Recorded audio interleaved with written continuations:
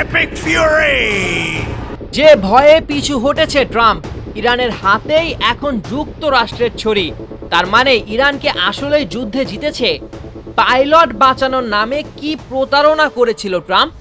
৩৯ দিনের রক্তক্ষয়ী ধ্বংসযজ্ঞ শেষে যখন ২ সপ্তাহের সাময়িক যুদ্ধবিরতি ঘোষিত হলো, তখন স্বাভাবিকভাবেই বিশ্বজুড়ে প্রশ্ন জাগে, আদতে বিজয়ী এবং পরাজিত কে? নিখোঁজ পাইলট উদ্ধারের নামে ট্রাম্প যে চরম প্রতারণার আশ্রয় নিয়েছিলেন, তা আজ পুরোপুরি বুমারাং হয়ে দাঁড়িয়েছে।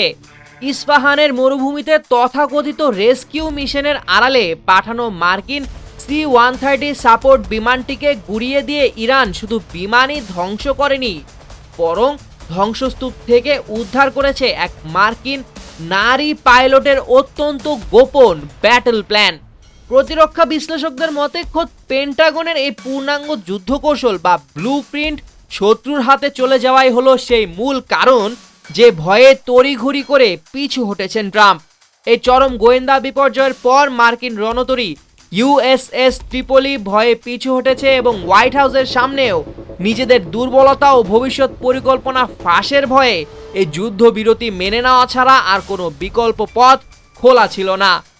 ট্রাম্প সংবাদ মাধ্যমে এসে শতভাগ পূর্ণাঙ্গ বিজয়ের দম্ভ করেছেন, কিন্তু বাস্তবতা হলো এই অসম যুদ্ধে ইরানে শুধু বুক চিতিয়ে টিকে থাকাটাই এক ঐতিহাসিক বিজয়। বিশ্বের অন্যতম শক্তিধর 2 রাষ্ট্র যুক্তরাষ্ট্র ও ইসরায়েল টানা ৩৯ দিন ধরে অবিরাম বোমা বৃষ্টি করেও ইরানের সরকার পতন ঘটাতে চরমভাবে ব্যর্থ হয়েছে। তারা পারেনি তেহরানের পারমাণবিক সক্ষমতা ধ্বংস করতে। ট্রাম্পের সভ্যতা ধ্বংস করে প্রস্তুর যুগে পাঠানোর হুঙ্কার আজ শুধুই ফাঁকা বুলি। উল্টো হরমুজ প্রণালী পুরোপুরি বন্ধ করে বিশ্ব অর্থনীতিকে খাদের কিনারায় আটকে রেখেছিল তেহরান। ট্রাম্প যদি ইরানের 10টি শর্ত নাই মানবেন, তবে এই যুদ্ধবিরতি হলো কিভাবে?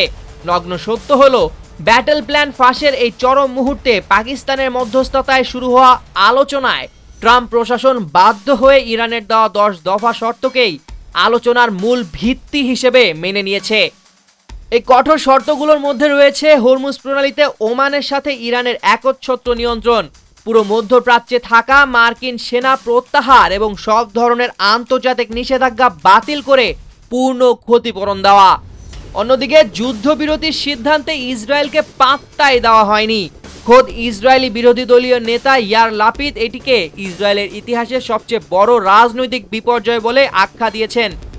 বিজয়ের আনন্দে তেহরানের রাস্তায় লাখো মানুষের উল্লাস প্রমাণ করছে কেবল অন্ধ সামরিক শক্তির আস্ফালন দিয়ে সব যুদ্ধ জেতা যায় না।